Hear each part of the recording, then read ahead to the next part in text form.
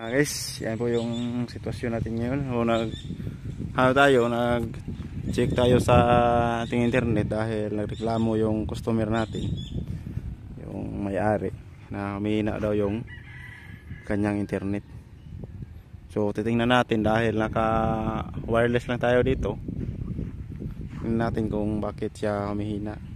Nung nakaraan guys, pag nag-sit up ko dito, wala pa itong mga dahon masyado yung mga puno dito.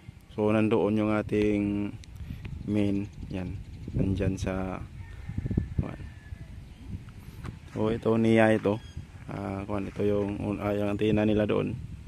Meron silang antenna doon at meron din dito dalawa, yung sa baba yung sa main at saka taas yung papunta sa kabilang area.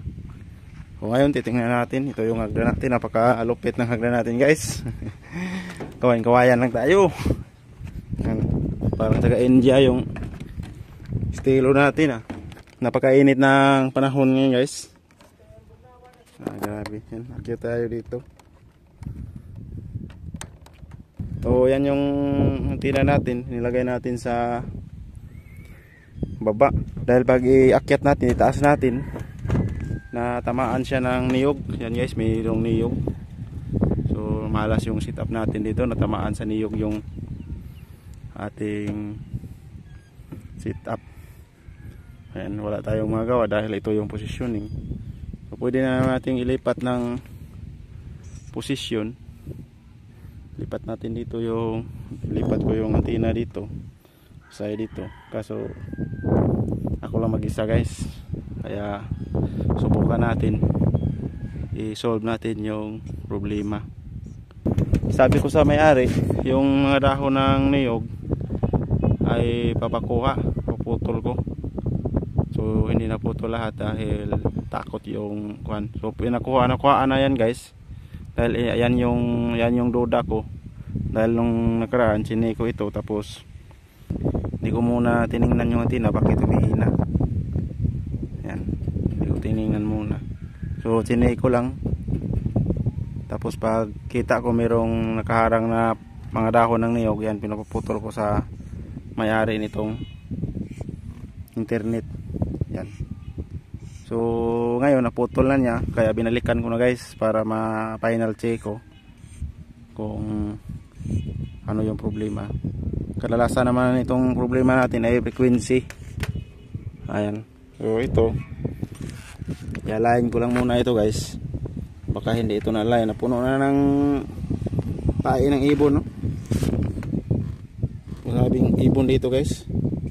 I-align ko ng konti yung antenna dahil na naikot pala yung antenna dito. Kasi meron naglinya dito guys, oh. Meron naglinya ng internet dito, yung fiber. Dito kinabit sa ating ating ginawang poste dito. Na may poste ng P2P. Ayan. Yan, dyan nila kinabit yung kanilang fiber punta doon. Yan. Kaya na guys, na kwan yung setup natin dito, nagalaw. Ayan. So ayan. So yung isang antenna na yan, papunta yan doon. Sa banda na yan, yung isang antenna yan. At saka yung antenna na yan guys, papunta naman doon banda na yan. Yan. Bali, po ito? Dalawang area yung tinatapunan at saka dito sa loob ng mismong office dito, yung internet. So ngayon yung i-check natin doon sa loob kung bakit humihina yung internet. Kasi dati guys, na kukuha po itong wireless natin, nasa 150 Mbps to 170 Mbps. So titingnan natin ngayon kung ilan na lang yung speed. And guys, hindi ko na patagalin yung video ko dito.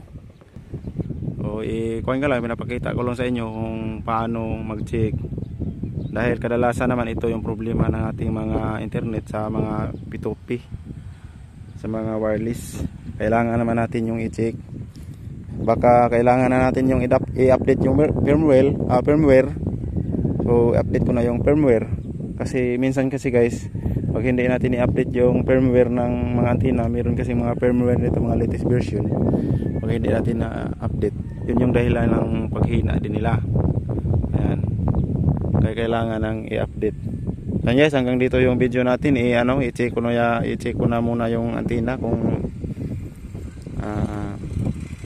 ano yung dahilan kung bakit nagreklamo sila na mahina o yung internet. So yan.